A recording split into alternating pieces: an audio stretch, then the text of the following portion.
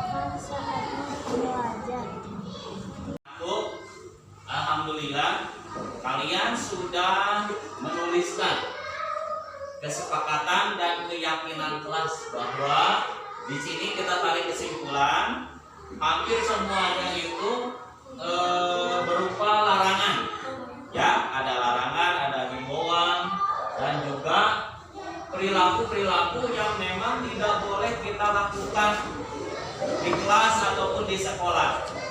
Ya, baik perilaku kita sebagai manusia yang dapat merusak hubungan atau tidak menghargai orang lain, kemudian perilaku kita terhadap tumbuhan, bahwa kita harus menjaganya, melestarikannya. Perilaku kita juga harus menjaga kesehatan nih, apalagi di saat pandemi ini kita harus selalu jaga apa? Protokol kesehatan. Nah, di sini ya Bapak tarik kesimpulan bahwa keyakinan kelas ini kita jadikan keyakinan bersama-sama. Kita harus yakin, kita harus sadar bahwa ini adalah suatu hal yang tentunya bisa saja merugikan orang lain dan merugikan diri kita sendiri. Ya. Kita siap meyakininya? Siap menjalankannya? Cung yang siap acungkan tangannya. Oke, terima kasih ya. Mudah-mudahan kita semua bisa menjalankan keyakinan kelas kita ini, bahwa ini adalah sebagai upaya kita bisa menjadi manusia yang lebih baik lagi. Tentunya bisa bermanfaat untuk diri kita pada saat ini dan untuk kita pada masa yang akan datang.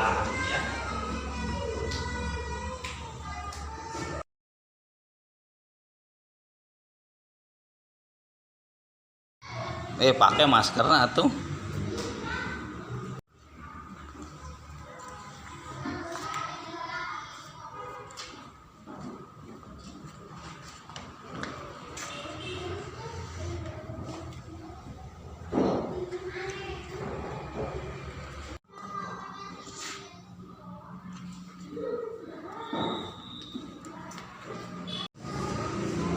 Ya. Kalau yang sudah membuat keyakinannya, silakan Ananda tempel di sini. Ya. Ya, mau di sebelah sana mana saja, mau di atas, di bawah. Iya. Oh hebat ya, banyak ya. Ada yang sampai berapa? 10.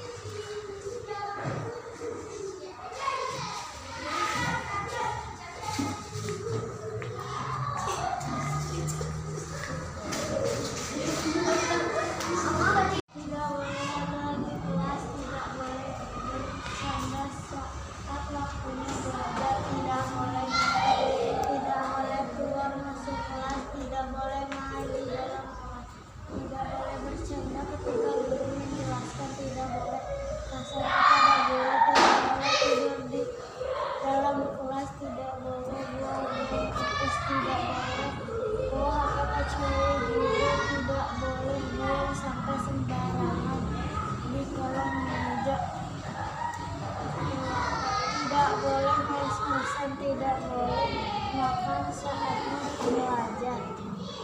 Makasih banyak. Silakan duduk lagi Bila. Sekarang coba Arasid.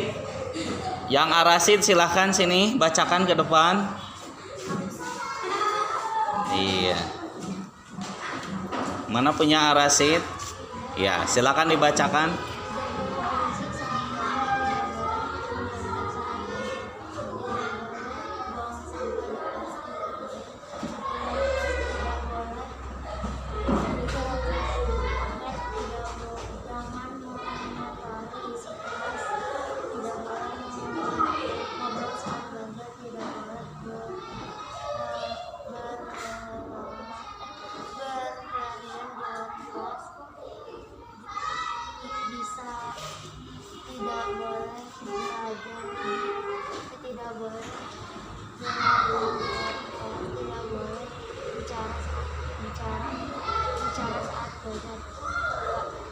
Oke, terima kasih. Tepuk tangan dulu buat Arasid. Alhamdulillah kalian sudah menuliskan kesepakatan dan keyakinan kelas bahwa di sini kita tarik kesimpulan hampir semuanya itu berupa larangan. Ya, ada larangan, ada himbauan dan juga perilaku-perilaku yang memang tidak boleh kita lakukan di kelas ataupun di sekolah. Ya, baik perilaku kita sebagai manusia yang dapat merusak hubungan atau tidak menghargai orang lain, kemudian perilaku kita terhadap tumbuhan bahwa kita harus menjaganya, melestarikannya. Perilaku kita juga harus menjaga kesehatan nih, apalagi di saat pandemi ini kita harus selalu jaga apa? Protokol kesehatan. Nah, di sini ya Bapak tarik kesimpulan bahwa keyakinan kelas ini kita jadikan keyakinan bersama-sama. Kita harus yakin, kita harus sadar bahwa ini adalah suatu hal yang tentunya bisa saja merugikan orang lain dan merugikan diri kita sendiri. Ya. Kita siap meyakininya? Siap menjalankannya? Cung yang siap acungkan tangannya. Oke, terima kasih ya. Mudah-mudahan kita semua bisa menjalankan keyakinan kelas kita ini bahwa ini adalah sebagai upaya kita bisa menjadi manusia yang lebih baik lagi. Tentunya bisa bermanfaat untuk diri kita pada saat ini dan untuk kita pada masa yang akan datang. Ya. Assalamualaikum warahmatullahi wabarakatuh. Waalaikumsalam warahmatullahi wabarakatuh. Pertama-tama marilah kita panjatkan puji syukur kita kehadirat Rabbi, di mana pada hari ini kita semua bisa berkumpul di tempat tercinta ini, yang mudah-mudahan kita berada dalam lindungan Allah Subhanahu wa taala. Salawat beserta salam moga tercurah limpahkan kepada junjungan Nabi besar kita Nabi Muhammad sallallahu alaihi wasallam. Sebelum memulai kegiatan, izinkanlah saya untuk membuka masker karena kemarin sudah di swab, alhamdulillah hasilnya negatif, dan tentunya mudah-mudahan rekan guru di SDN 1 Kompa pun selalu berada dalam keadaan sehat dan terhindar dari yang namanya virus COVID-19.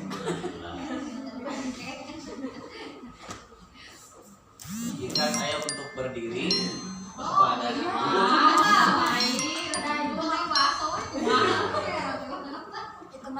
Ya, pada kesempatan ini saya akan berbagi ilmu. Alhamdulillah bahwa perjalanan dari guru penggerak ini sudah di bulan yang ketiga dan sekarang sudah memasuki modul 1.4. Berarti itu artinya bahwa modul 1 ini akan berakhir, akan berlanjut ke modul yang kedua. Nah, tentunya rasa bahagia Bapak dan Ibu guru SDN 1 Kompa, khususnya Ibu Kepala Sekolah, telah mengizinkan saya untuk mengikuti kegiatan guru penggerak, dan sampai saat ini masih tetap saya ikuti dengan semangat, dan Ibu Kepala Sekolah memberikan dukungan yang begitu penuh, dan juga dari rekan-rekan yang lain yang tentunya selalu saya banggakan. Alhamdulillah selalu membantu, berkolaborasi, bekerja sama, dan kadang-kadang suka merepotkan juga. Tapi tentunya mudah-mudahan kebaikan Bapak dan Ibu dibalas oleh Allah Subhanahu wa taala berlipat ganda. Kemudian mohon maaf, Ibu Kepala Sekolah tidak bisa menghadiri katanya dikarenakan ada kegiatan yang lain. Dan di sini alhamdulillah minimal yang tadinya hanya dihadiri 5 orang, tapi lebih dari 5 orang, itu sangat luar biasa. Dan mudah-mudahan dari diseminasi ini bisa sedikitlah berbagi ilmu atau sharing apa saja sih. Ini adalah salah satu dari pendidikan guru penggerak ini. Dan sebelum saya buka lebih jauh materi diseminasi budaya positif di sekolah, saya akan mengajak nih Bapak dan Ibu yang ada di SDN 1 Kompa khususnya, yuk kita bergabung menjadi guru penggerak. Nah, alhamdulillah kemarin sudah terdengar, padahal kumaha sih programnya bagaimana. Nah, mudah-mudahan nanti insya Allah ada di angkatan yang ke-6 akan dibuka di bulan Januari mengenai program guru penggerak ini. Dan saya siap untuk mendukung, membantu, dan menjadi teman sejawat dalam memperlancar baik dari seleksinya, akan insya Allah akan diberikan bantuannya tentunya pengalaman apa saja sih yang berada di dalam seleksi itu, dan kemudian berbagi ilmu mengenai ada apa saja di dalam guru penggerak ini. Oke, untuk mempersingkat waktu, budaya positif di sekolah. Nah, kemarin saya sudah membuat keyakinan, dan tadi pun di kelompok yang kedua saya buatkan lagi keyakinan kelas bahwa budaya positif itu harus kita miliki terutama di kelas dan di sekolah. Untuk membangun budaya positif dalam modul 1.4 ini ada cara-cara untuk membangun budaya positif tersebut. Nah, saya akan paparkan materi. Nah, di dalam guru penggerak, salam dan bahagia itu sudah menjadi ucapan yang dibiasakan. Ya, jadi ketika nanti pagi-pagi pun ibu bapak guru bisa melakukannya hal itu. Salam dan bahagia. Dari mana salam dan bahagia itu adalah di mana salam, kita selalu memberikan salam ya sebelum pembelajaran, dan bahagia itu adalah sapaan. Jadi sehingga si anak itu mudah-mudahan setiap hari ketika kita belajar baik daring ataupun luring, mereka itu selalu bahagia. Guru selalu mengajak anak-anak untuk berbahagia, walaupun banyak sekali segudang masalah yang dimiliki oleh guru tersebut, tapi ketika berhadapan dengan anak-anak, kita pasang wajah yang berbahagia, senyum. Nah, dari budaya positif ini sebenarnya di sekolah pun sudah ada. Contohnya yaitu 5S ya, terpampang ya di sekolah. Dan alhamdulillah untuk di Kompas 1 selalu dijalankan 5S itu. Alhamdulillah. Senyum, sapa, salam, ya. Kita sambil menyambut murid kita di depan, kita sapa, kita pasang senyum. Nah, itu menunjukkan budaya positif. Anak pun akan merasa, oh datang ke sekolah teh bukan menjadi siun pas sekolah teh jadi bugah, jadi tidak mau.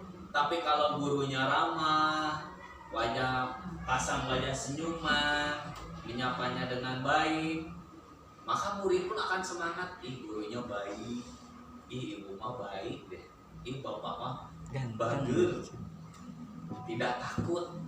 Kalau misalkan tidak dipasang senyuman ataupun tidak dibiasakan budaya 5S, anak-anak begitu datang pun sudah ketakutan. Wah, kandang macan.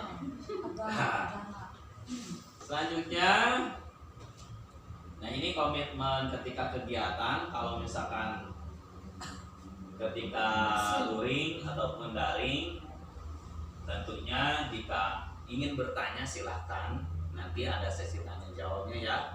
Kemudian ada yang tidak mengerti, dan kita juga perhatikan waktu. Ya, kita berkomitmen dengan waktu. Tadi maksimal sampai jam berapa Bu Lilis tadi teh? Nah, sebelum adzan berkumandang, adana nu mana heula ya. Nah, oke, kita lanjutkan. Nah, Waalaikumsalam. Masnya paling dia ya? Mas, tas lembutnya lu mana sih? Tas laptop? Yang hitam. Lu mana pan loban dibuka itu? Oke, nah agendanya tadi pembukaan, eksplorasi konsep, materi budaya positif, tanya jawab dan refleksi. Ya. Selanjutnya, nah budaya positif atau ekosistem positif. Di depan ada gambar Bapak Ki Hajar Dewantara. Ini adalah bapak kita, bapak pendidikan Indonesia. Bagaimana beliau menumbuhkan budaya positif atau ekosistem positif? Kita ambil contoh perbandingannya dengan hidup tumbuh-tumbuhan seorang petani. Nah, dalam konsep Ki Hajar Dewantara, guru itu diibaratkan sebagai petani dan murid adalah tumbuhannya, bibitnya. Kalau tumbuh-tumbuhan berarti macam-macam. Padi, mangga, durian. Kalau yang senang buah pir ya boleh lah, ibaratkan si anak itu buah pir, babadotan. nah, seperti itu ya.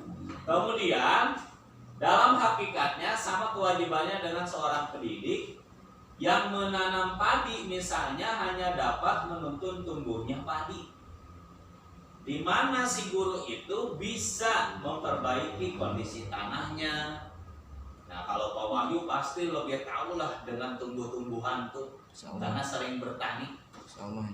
Beliau selain guru juga bapak tani juga, memelihara tanaman padi, memberi pupuk, diberi air, kemudian membasmi ulat-ulat atau jamur-jamur yang mengganggu hidupnya tanaman padi dan lain sebagainya.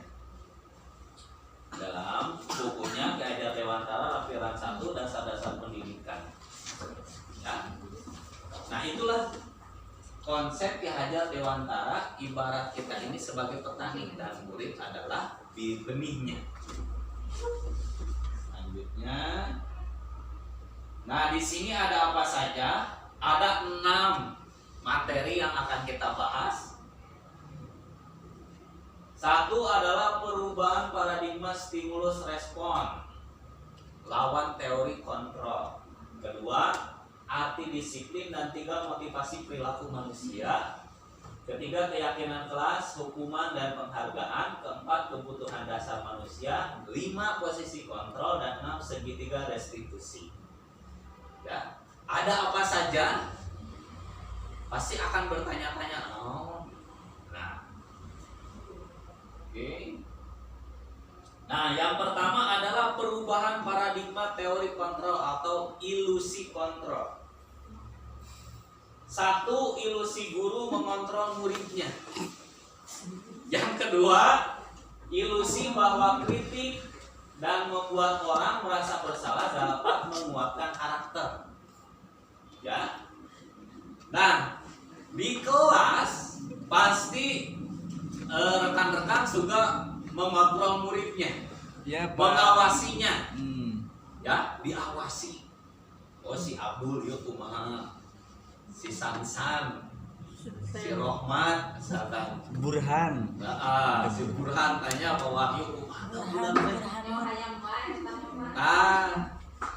Akan dilihat, akan terlihat dalam satu kelas ada 30 murid.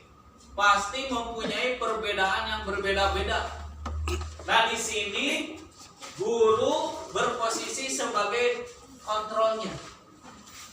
Pasti akan sangat sering ya, apalagi dalam proses penilaian sikap pasti akan dilihat. Kata Bu Lilis mah, oh ini mah rajin, ini mah kurang rajin, yang ini mah sikapnya seperti ini. Nah, Lalu dengan ilusi kritik nih, suka nggak mengkritik? Nah,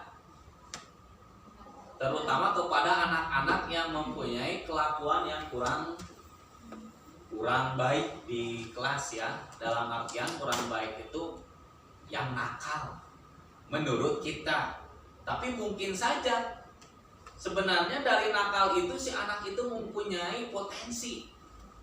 Cuman karena tidak tersalurkan akhirnya dia mencari ulah. Ya. Kemudian dengan kritik, nah bahwa mengkritik itu bisa membuat orang merasa bersalah, ya, dan juga dapat menguatkan karakter. Bisa menjadi merasa bersalah, bisa juga menguatkan karakter kita kalau kita dikritik, terutama kalau pekerjaan kita dikritik, pasti akan sangat terasa. Tapi bisa menjadi cambuk untuk kita, dipecut. Kumaha we mencutnya eta mah. Tarik, ya. Kemudian ilusi bahwa semua penguatan positif efektif dan sangat bermanfaat. Nah, ini yang keempat, ilusi bahwa orang dewasa memiliki hak untuk memaksa. Nah, ilusi semua penguatan positif efektif dan bermanfaat. Kita harus membawa di kelas ini ke anak itu, kita giring ke hal-hal yang positif supaya menjadi efektif dan bermanfaat, khususnya untuk gurunya dan juga muridnya. Dan kemudian ilusi bahwa orang dewasa itu memiliki hak untuk memaksa. Betul atau tidak? Betul. Abongna ini mah murid, cek guru teh, kamu ayo kieu baca. Si anak nggak mau membaca, ayo kamu mau baca nggak? Kalau nggak mau baca nanti nilainya bapak kurangin. Nah, itu adalah hak orang dewasa untuk memaksa. Contohnya. Terus apalagi? Ayo sakukeun. Dah dia kotor kene. Itu adalah memaksa sebenarnya. Mungkin saja si anak teh lagi pegel-pegel atau lagi nggak mau karena murung teh. Karena kita orang dewasa mempunyai hak untuk memaksa. Nah, itu di lapangannya seperti itu. Kemudian kita rubah nih paradigma stimulus responnya. Bisakah kita mengontrol seseorang? Bisa nggak? Bisa ya. Contoh, stimulus respon, kita mencoba mengubah orang agar berpandangan sama dengan kita. Teorinya kita berusaha memahami pandangan orang lain tentang dunia. Ya, seperti itu. Kemudian perilaku buruk dilihat sebagai suatu kesalahan. Teori kontrolnya, semua perilaku memiliki tujuan. Belum tentu hal yang buruk itu adalah salah dan salah, belum tentu. Mungkin saja ada tujuan yang lain.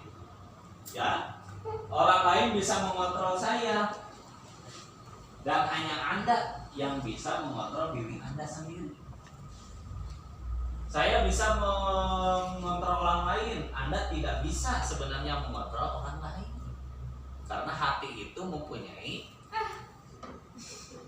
rasa yang berbeda-beda. Tidak bisa dilihat, hati Bu Ina seperti ini, tidak kelihatan. Pemaksaan ada pada saat bujukannya gagal. Nah, ini nih. Ada saja kan kita memaksakan, ayo. Tapi ada kalanya, ternyata gagal. Ancam. Apa teori kontrolnya? Kolaborasi dan konsensus menciptakan pilihan-pilihan baru. Kalau sesuatu itu gagal, kita cari hal yang lebih baru. Kemudian, nah ini berpikir antara menang atau kalah. Ya. Apa teori kontrolnya? Selalulah berpikir menang-menang. Jadi artinya kita harus berpikir bahwa kita bisa. Seperti itu. Nah, sekarang nih, ini yang selalu terdengar baik ke anak ataupun ke guru. Disiplin. Nah, ini disiplin itu asalnya adalah dari kata disiplina. yang artinya lain buina kade, disiplina. Artinya adalah belajar. Makna asal dari kata ini berkonotasi dengan disiplin diri dari murid-murid Socrates dan Plato. Disiplin diri membuat orang memanggil potensinya menuju sebuah tujuan, apa yang dia hargai. Namun dalam budaya kita, nah ini nih yang harus kita luruskan ya. Disiplin, tapi bagaimana menerapkan disiplin itu? Diluruskan oleh kita. Makna kata disiplin telah berubah menjadi sesuatu yang dilakukan seseorang pada orang lain untuk mendapatkan kepatuhan. Jadi ulang teh, ayo patuh. Tapi di dalam dirinya itu tidak mengerti disiplinnya itu bagaimana. Karena kita takut aturan, jadi dituruti karena aturan, bukan kesadaran.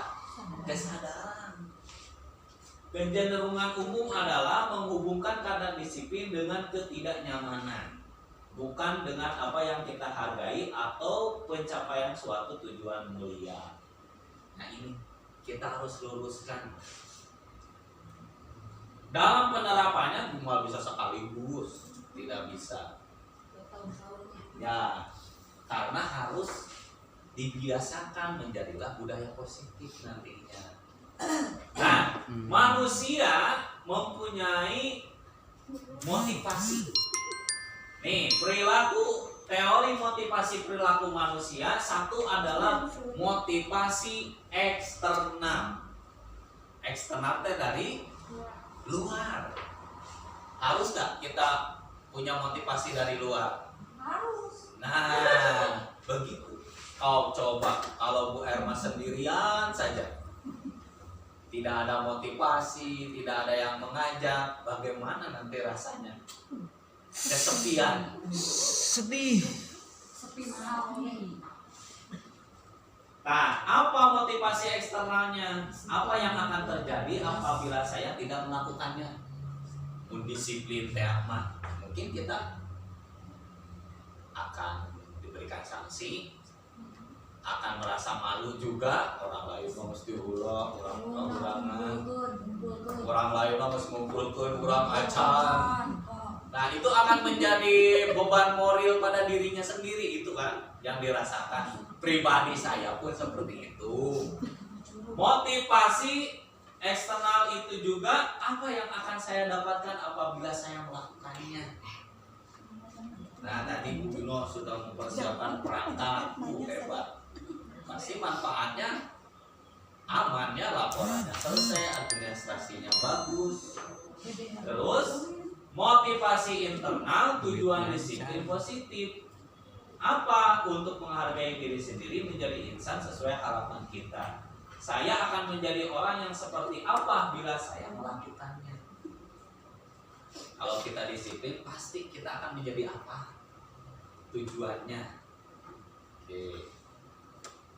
Selanjutnya, nah kita akan merdeka. Menurut Ki Hajar Dewantara, merdeka itu artinya tidak hanya terlepas dari perintah, akan tetapi juga cakap membuat memerintah dirinya sendiri. Nah itu yang paling penting. Merdeka itu bukan artian kita itu diperintah, tapi kita yang akan memerintah diri kita. Memerintah orang lain gimana Pak? Ya, terus. Nah ini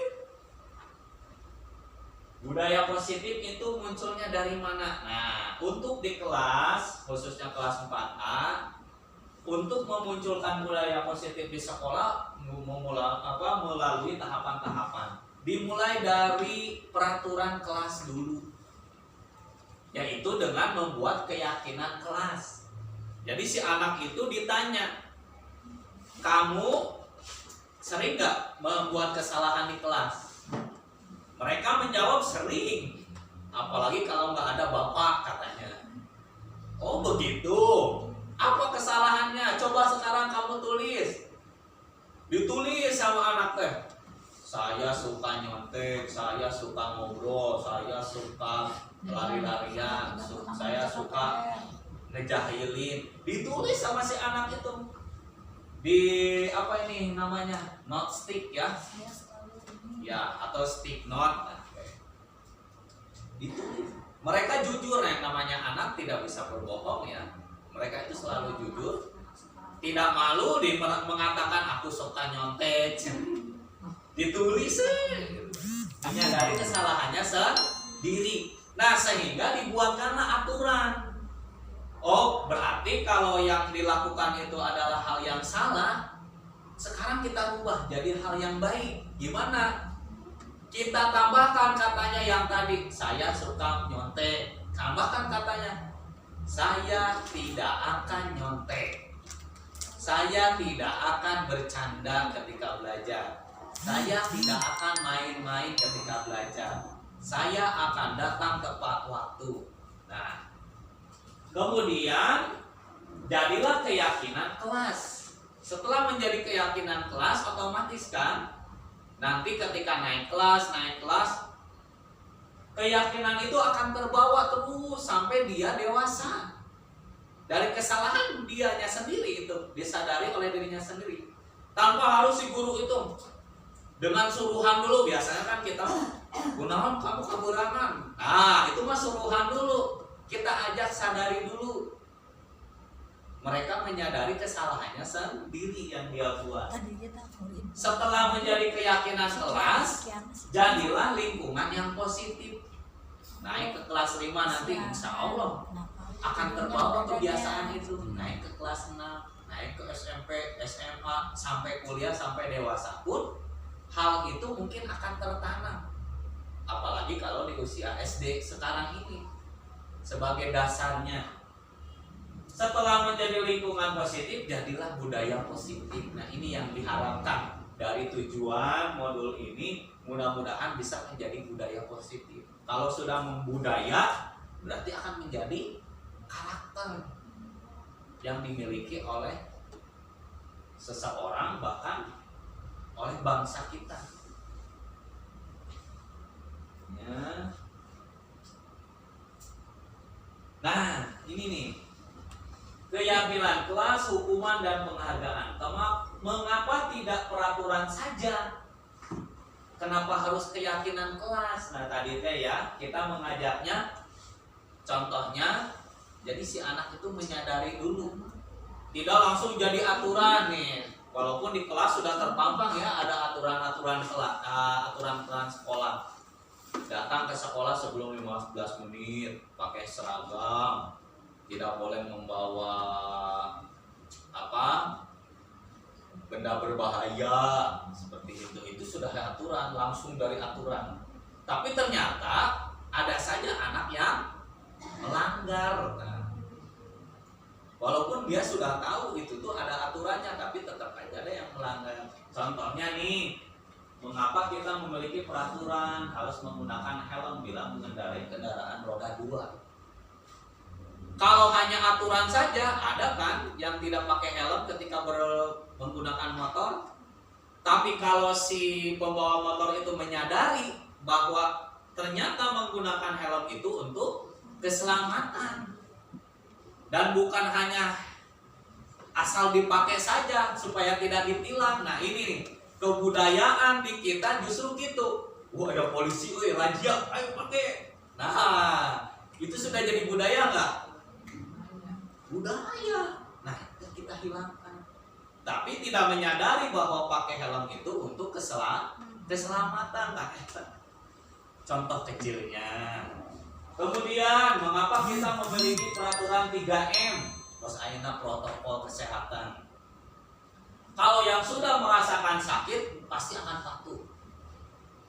Tapi kalau belum yang merasakan sakit akan mengikuti alur budaya tadi. Karena kebiasaannya, kemana-mana dia cara pakai masker.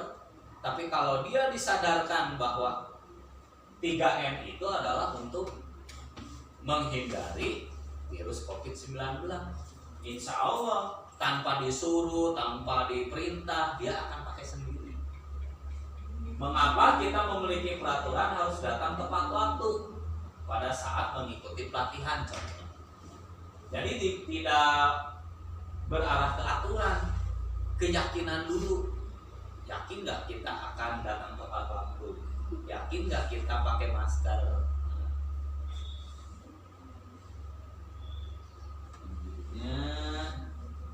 Nah, membuat kesepakatan kelas dari keyakinan kelas tadi ya. Contohnya adalah kami murid yang semangat belajar, kami murid yang peduli dengan teman-teman. Ini adalah contohnya kesepakatan kelas. Terus, nah untuk terbentuknya budaya positif di sekolah dan kelas, pertama-tama perlu ciptakan dan sepakati keyakinan-keyakinan atau prinsip dasar bersama dengan para warga kelasnya. Ya, yang saya praktekkan adalah di kelas dulu. Nanti insya Allah akan diajak menjadi keyakinan sekolah.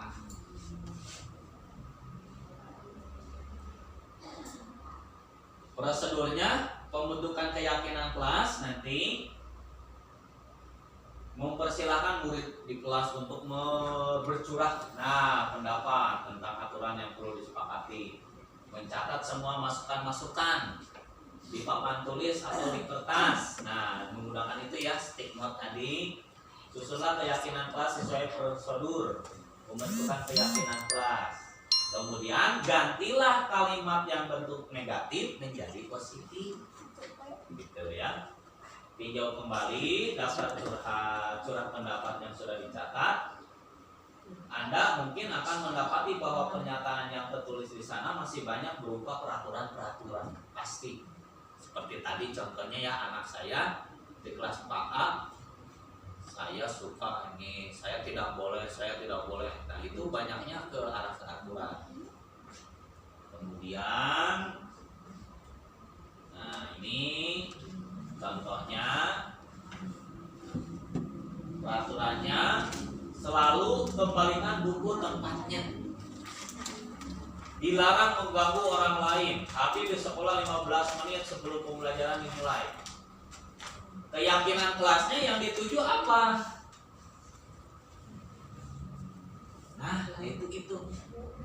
Keyakinan yang dituju yaitu ada tanggung jawab, menghormati orang lain dan diri sendiri, menghormati orang lain, berkomitmen, keselamatan, kesehatan, menghormati orang lain, kesehatan, keselamatan, keamanan. Contoh, gunakan masker. Keyakinannya apa? Si anak harus yakin kalau menggunakan masker itu adalah untuk kesehatan dan keselamatan. Pak Wahyu misalkan, gunakanlah sepatu bot ketika di sawah. Keyakinannya apa? Nah, Di kebun, Pak. Sepatu ular, bisa saja nginjek keong, kena cucuk, kena beling. Nah, itu keyakinannya harus ke situ. Lenso bukan hanya sekedar gaya-gayaan pakai bot, ini botnya mahal, dipakai nagreng, sakio, dikalutut, botnya oke. 500.000, Pak. Namun perempuan mah disebutnya bukan bot, naon high heel. Kasapola nganggo high heel. Keyakinannya apa? Kikil marah, iya. Nah, lamun kikil beda deui. Selambung. Oke. Nah, dihukum oleh penghargaan. Pernah nggak kita menghukumnya dengan penghargaan? Nih contohnya. Ternyata menghukum seseorang dengan penghargaan pun ada efek baiknya, ada efek buruknya. Pengaruhnya, ternyata pengaruhnya itu jangka pendek dan juga jangka panjang. Bisa saja nanti jadi ketergantungan. Alex salah deh gue, kayak dapat si papa ke diberi permen, geningan salah deh. Menyesal. Kemudian ada lagi penghargaan menghukum. Nih, ini yang sering terjadi. Sangat sering terjadi kita menghukum anak. ngerjakan tugas, ayo tuliskan di papan tulis 100 kata.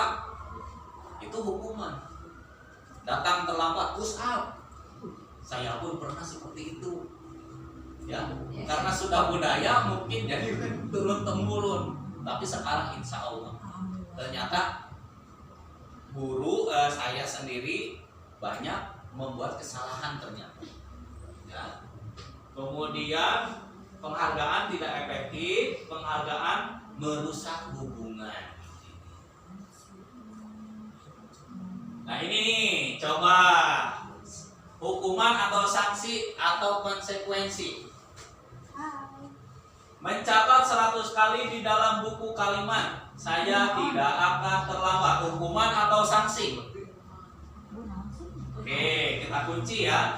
Lari mengelilingi lapangan basket 2 kali karena terlambat. Hukuman atau konsekuensi? Hukuman. Murid diminta untuk push up 15 kali. Masuknya ke dalam hukuman atau konsekuensi? Hukuman. Membersihkan tumpahan air di meja tulis karena tersenggol pada saat belajar. Konsekuensi atau hukuman? Konsekuensi. Meminta murid tidak menggunakan sepatu seharian di sekolah karena tidak menggunakan sepatu hitam. Oke. Lari mengelilingi lapangan basket 2 kali karena terlambat 10 menit untuk pelajaran PJOK. Oke, kita lihat jawabannya ya. Nah, ini nih. Nah, betul. hebat ternyata ya guru Kompas 1 sudah bisa menjawab tuh. Sebelum mengikuti guru penggerak pun sudah tahu. Nah, ternyata sudah terbiasa kan ya? Sudah terbiasa. Apa yang kita lakukan itu ternyata sudah terbiasa. Nah, di dalam guru penggerak ini pun kita akan digali dalam kebiasaan kita di sekolah. Oke, selanjutnya. Nah, hukuman adalah sesuatu yang menyakitkan. Sakit Pak Wahyu dihukum deh. Tapi kalau konsekuensi atau sanksi sesuatu yang harus terjadi. Ya. Itu akibat daripada kita contoh tadi ada gelas di sini. Elegan. Aduh Pak, bate. Kita tanggung jawab untuk membersihkannya. Nah. Ya, ulah gara-gara maneh tah bae. Bersihkeun. Omong lamun bari dikit tuh mah. Ya.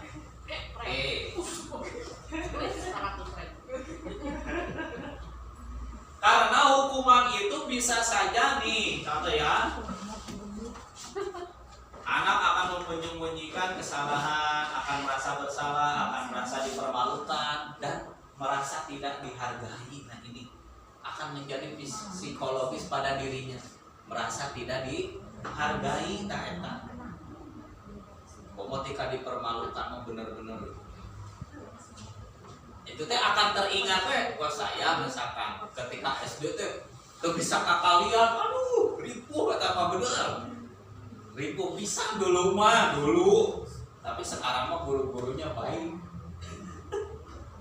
Tuh bisa kakalian teh di puyung di kelas di setrap.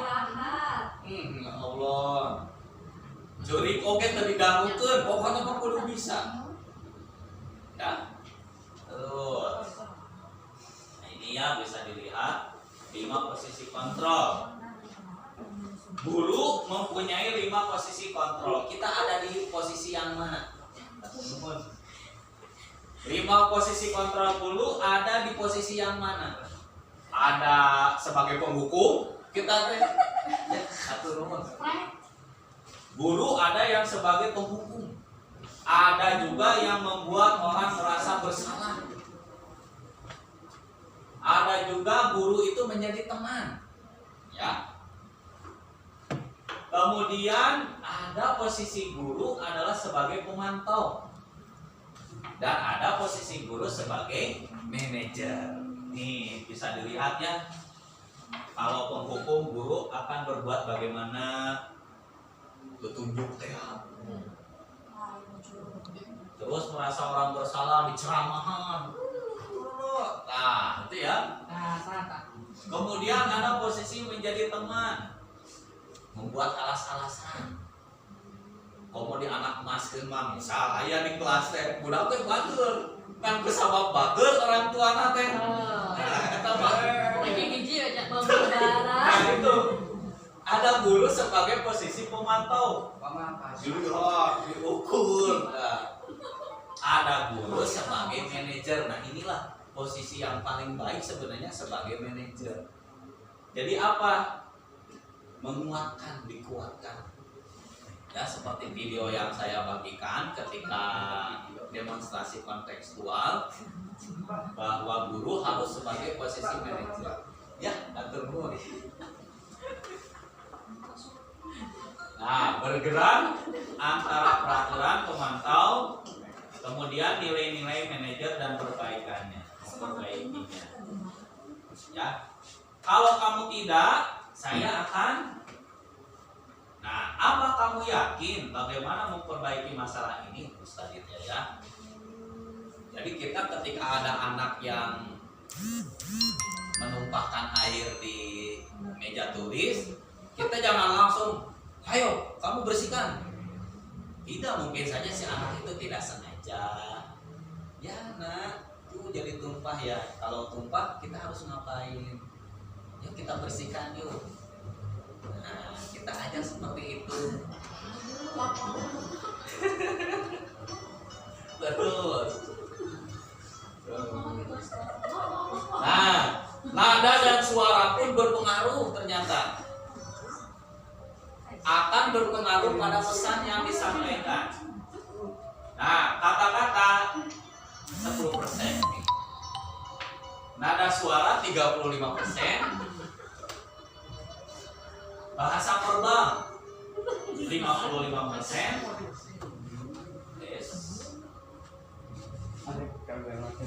Nah, apa yang tersampaikan dari sebuah pesan dengan kata-kata 10%? Ya, berarti hanya sedikit. Jojorowokan oke merenang. Nada suara lebih rentak, lebih keras, lebih lantang, tapi hanya 35%. Tapi kalau dengan non verbal atau bahasa tubuh itu akan lebih besar, 55% itu pun. Ya. Terus apa yang kamu mau?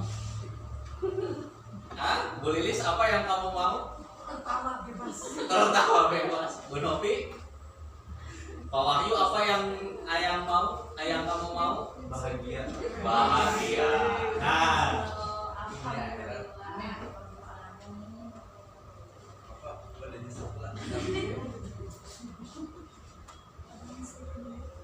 ini ya.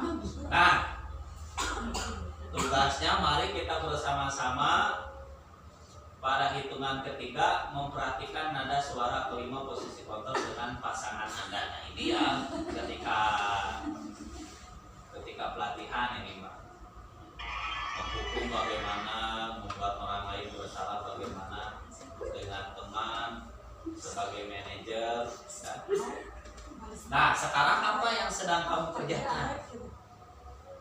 Nah yang dikerjakan apa? Memencet HP. Ya, Memencet HP itu. mencetak HP, buka medsos, Lihat status. alam Bu Yuyun tidak melun, ayo terus beres-beres. Nah ini ya, terus. Nah, kapan saya bisa harapan ini selesai? Ya. Terus mangkul ada mah. Terus, di mana Anda sewaktu kami mengadakan lokakarya pada hari ini Selasa lalu? Nah, berapa banyak uang yang kau gunakan untuk kegiatan itu? Tidak terhitung. Tidak terhitungnya Bu Lilis. Ternyata apa yang kita lakukan sebenarnya kalau dihitung-hitung hanya lamun dirinci kumuti pengeluaran, pemasukan, terus dari rencana pembelian berikutnya, rencana apa yang tidak dibeli, rencana apa yang akan dibeli. Itu lamun dirinci, mal beres sehari semalam dah. Oh iya we. Kalian. Nah, kita akan melakukan restitusi. Nah, ini nih. Restitusi adalah proses penciptaan kondisi bagi murid untuk memperbaiki kesalahan mereka, sehingga mereka bisa kembali pada kelompok mereka dengan karakter yang lebih kuat. Ini ya, seperti yang di-sharekan video itu adalah proses restitusi. Kemudian ciri-cirinya yaitu ada 9 ciri restitusi. Mungkin Bapak dan Ibu guru pun sudah pernah melakukannya, tapi hari ini bahas secara teori dijelaskan. Ay kamari-kamari mah kita berada di bawah alam sadar kita. Sebenarnya kita melakukan restitusi. Satu, bukan untuk menembus kesalahan, namun untuk belajar dari kesalahan. Nah, belajar dari kesalahan. Kedua, memperbaiki hubungan. Ketiga, yaitu tawaran, bukan paksaan. Kamu mau nggak memperbaikinya? Jangan. Kamu harus seperti itu. Kamu harus bisa. Kita tawarkan. Kalau kamu bisa, nanti kamu akan dapat apa? Restitusi menuntun untuk melihat ke dalam diri. Restitusi mencari kebutuhan dasar yang mendasari tindakan. Restitusi diri adalah cara yang paling baik. Restitusi fokus pada karakter bukan tindakan. Restitusi fokus pada solusi. Nah, bukan masalah. Kalau kita sering menghukum itu bukan solusi. Nanti teh pasti akan berulang. Anak akan takut kalau ada kita. Tapi kalau tidak ada kita, ketika di luar, nah dia akan melakukannya lagi. Nah itu. Restitusi mengembalikan murid yang berbuat salah pada kelompoknya lagi. Nah ini ada segitiga restitusi. Nah ini setiga restitusi ini apa? Satu adalah menstabilkan identitas, kemudian memvalidasi tindakan yang salah. Yang ketiga, menanyakan keyakinan. Contohnya, setiap orang pasti pernah melakukan kesalahan. Ya, kamu bukan satu-satunya yang pernah melakukan ini. Ya, adakah cara yang lebih efektif untuk mendapatkan apa yang kamu butuhkan? Kamu tentu punya alasan mengapa melakukan itu. Keyakinannya, nilai-nilai apa yang telah kita sepakati. Kamu ingin menjadi orang yang seperti apa? Kalau anak tidak mengerjakan tugas, itu kan kesalahan. Nah, mungkin ada saja alasan-alasannya, karena tidak punya kuota lah, HP-nya rusak, HP-nya dibawa ayahnya. Kemudian validasi tindakannya itu. Oh, mungkin si anak itu tidak mengerjakan tugas karena HP-nya rusak. Terus nilai-nilainya apa? Nah, supaya untuk menebusnya itu, bolehlah kamu kerjakannya, boleh di sekolah saja, tidak harus menggunakan HP. Lihat ke teman yang mempunyai handphone. Ya. Nah, jangan sampai kita membuat anak itu merasa gagal karena perbuatan yang salah. Kita rubah, ya. Bagi anak yang berbuat salah itu dan merasa gagal, untuk menjadi positif terhadap dirinya, yaitu menstabilkan identitas. Ya, kita ajak ngobrol si anak itu.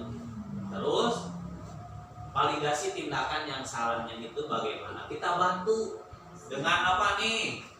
Pada dasarnya setiap tindakan manusia tujuannya adalah memenuhi basic needs. Apakah itu power, freedom, love, belonging, fun, atau survival, yaitu kebutuhan dasar manusia. Cinta, kasih sayang, pengakuan, itu kebutuhan dasar manusia. Iya. Hidup tanpa cinta seakan-akan sia-sia. Gulali atau bener. Hidup tanpa rasa seakan-akan hampa. Hambar. Hambar, tuh, boleh wis lebih hebat. Sayur tanpa garam. Sayur tanpa garam, Halus, darah tinggi jauh. Halus itu jauh dari. apa itu darah tinggi menteri uyaran. Nah, dia. Nah ini kebutuhan dasar manusia ini. Tuh, Bu Ina, ada rasa cinta, ada kesenangan, ada kebebasan, ada penguasaan. Itu kebutuhan dasar manusia. Ya, apakah kita sudah memiliki semuanya? Ya, kalau kita perdalam, pasti ada poin-poin yang ternyata kita kurang nih, kurang kasih sayang, ya, dan seperti itu. Penguasaan maksudnya kemana? Nah, kita berkeinginan menguasai. Menguasai itu dalam artian jangan dulu orang lain dulu, diri kita dulu. Kita bisa ini karena kita, ya. Kita, nah seperti Bu Lisma, seakan seperti hawa nafsu kita, nafsu makan, ya. Ya iya, kesukaan misalkan, aku mah sukanya kayak beli nu koneng-koneng. Cair tuh. Ya. Apa cair? Iya, mas maksudnya. Paling. Aku mah senang sekali buah-buahan. Iya, aku mah senang Aku mah senangnya ini, kayak lobang rupiah. Ah, itu kan Nah, tangan. iya. Nah ini nih, menanyakan keyakinan. Ini, nah, sekarang kita waktunya untuk tanya jawab. Kira-kira dari paparan yang tadi sudah disampaikan, apakah ada yang ingin ditanyakan? Insya Allah nanti untuk materi akan di-share ya, akan di-sharekan. Mudah-mudahan nanti berikut bahan yang lain pun insya Allah mungkin saya bisa dipraktekkan di kelasnya masing-masing gitu. Ya, ya silakan. Fotokopi di sana,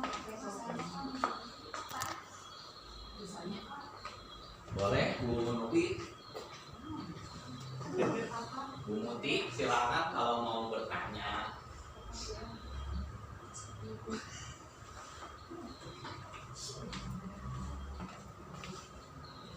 Ya, silakan jika ada yang bertanya, boleh. Masih ada yang masih penasaran dengan materi ini tentang budaya positif ini, silakan. Saya Pak, Oh, iya Bu Novi, boleh, silakan. tadi setelah Bapak jelaskan dalam posisi kontrol guru, di situ ada 5 posisi kontrol yang akan saya ingin tahu, masih penasaran Pak tentang posisi posisi kontrol guru sebagai manajer seperti apa? Ya, Terima kasih. oke, terima kasih. Satu-satu saja ya. Oke, kita jelaskan langsung ya. Pertanyaan yang sangat bagus, luar biasa. Berarti memperhatikan dan mengamati materi dari awal sampai akhir nih, benar-benar, dan sampai penasaran. Nah, posisi kontrol guru ada 5 posisi kontrol ya tadi itu. Yang pertama adalah sebagai penghukum. Nah, guru posisinya sebagai penghukum. Jadi di mana guru itu menghukum, senangnya mah hukum ya. Kemudian ada posisi kontrol yang kedua adalah sebagai orang membuat merasa bersalah. Yang ketiga yaitu sebagai pemantau. Dan yang ditanyakan oleh Bu Novi adalah sebagai manajer. Nah, ada manajer di situ. Manage. Posisi manajer ini adalah posisi yang paling luar biasa. Di mana di sini seorang manajer dia akan tidak akan langsung menghukum. Dia akan bertanya dulu, mencari informasi kenapa sih dia itu salah. Kenapa dia melakukan hal itu? Ya, pertama. Kemudian dia tidak akan langsung berkata-kata, kamu kenapa sampai seperti itu? Dengan nada yang keras. Tidak. Coba, kamu bener nggak tadi kenapa sih sampai kesiangan? Pasti ada alasan tertentu. Kita dengarkan dulu, diajak ngobrol, berdiskusi. Tapi tidak di hadapan orang lain. Si anak itu dipanggil. Nah itu posisi manajer. Kemudian hasilnya adalah menguatkannya. Nah untuk itu besok-besok kamu kan mau nggak kesiangan lagi. Bapak yakin kamu pasti bisa, nggak bakalan kesiangan. Tidurnya makanya jangan malam-malam. Nah itu. Kemudian kaitannya meletakkan murid dirinya sebagai individu yang positif. Nah itu ya. Kemudian kita mengajak si anak itu bagaimana caranya untuk memperbaiki dirinya. Jadi posisi manajer itu tidak langsung menghukum, tidak langsung menunjuk, tidak langsung merasa bersalah. Dia akan berdiskusi bersama sampai menanyakan keyakinannya. Apa yang dia lakukan itu dia akan menyadari sendiri gitu. Oh iya, aku salah. Nah, dan si anak itu pun akan sadar, tidak akan melakukan kesalahannya lagi. Dikuatkan. Ayo semangat. Begitu Bu Nopi, bagaimana? Kurang puas? Terima kasih. Iya, alhamdulillah. Nanti bisa mencari informasi yang lebih hebat atau kita ngobrol lagi nanti ya di lainnya. Oke, ada lagi yang bertanya? Iya, Bu Muti. Saya ingin bertanya mengenai kebutuhan dasar manusia ya yang tadi. Oh iya. Saya ingin lebih tahu apa yang dimaksud kebutuhan kebebasan itu. Ya, kebutuhan dasar manusia. Ya, Bu Lilis pasti lebih tahu lah kebutuhan manusia itu apa sih sebenarnya. Nah, tadi dari ada kebutuhan dasar manusia itu yang satu adalah cinta, kasih sayang, kemudian ada penguasaan, ada lagi kesenangan, dan yang mau ditanyakan adalah kebebasan. Apa sih yang dalam artian di sini kebutuhan kebebasan itu apa? Seperti burung dalam sangkar. Ya, burung dalam sangkar itu kalau kita lihat sebenarnya dia itu pasti akan melihat keluar. Apalagi kalau dia dirawatnya tidak baik, pasti dia akan lamun bisa ngadobrak mah yang ngadobrak dah misalkan. Lamun itu dirawatnya dengan baik, kalau misalkan disayangi, dirawat dengan baik, makannya dicukupkan, dia mungkin tidak bermasalah di dalam sangkar juga. Nah, manusia pun seperti itu. Dia mempunyai ataupun berkeinginan punya kebebasan, tidak tertekan, ya, merasa nyaman. Nah, itu adalah kebebasannya. Tidak terbebani. Ya, walaupun sebenarnya yang namanya kehidupan di dunia pastilah banyak masalah, banyak tekanan, banyak beban, banyak tanggung jawab, banyak tuntutan. Tapi di lain itu dalam diri kita pun ingin punya kebebasan, khususnya yaitu kemampuan kita. Nih, Muti misalkan ahli, saya mau bisa nyanyi. Kebebasan dari menyanyinya itu tentunya kan ingin dimanfaatkan. Karaoke. Nah, kita dengan latihan, berkaraoke, nyanyi-nyanyian, ikut lomba, mengisi acara, itu adalah kebebasannya. Ya. Nah, dari kebebasan itulah maka dia merasa oh bahwa saya itu tidak tertekan, saya itu mempunyai kemampuan. Nah, itu dari bebasnya itu seperti itu. Oke, ada lagi? Ya, alhamdulillah ya. Sudah sampai jam 12 sekarang, tak terasa. Mudah-mudahan apa yang disampaikan tentunya kita sharing saja, berbagi ilmu. Mudah-mudahan kita bisa mewujudkan budaya positif khususnya di SDN 1 Kompa ini. Umumnya untuk kita semua, dan mudah-mudahan dari kelas saya bisa menjalar budaya positifnya itu ke kelas yang lain dan menjadi budaya sekolah. Nah, sekali lagi saya ucapkan terima kasih banyak atas waktunya, atas juga kesediaannya untuk sharing dan berbagi. Mudah-mudahan saya doakan kesempatan dan pengorbanan waktu dan tenaganya juga mudah-mudahan dibalas oleh Allah dengan kebaikan yang berlipat ganda. Amin. Mohon maaf atas segala kekurangan baik yang disampaikan ataupun perbuatan yang kurang berkenan. Terima kasih banyak. Saya tutup. Mari kita ucap hamdalah bersama-sama. Alhamdulillahirobbilalamin. Wabillahi taufiq wal hidayah. Wassalamualaikum warahmatullahi wabarakatuh. Waalaikumsalam.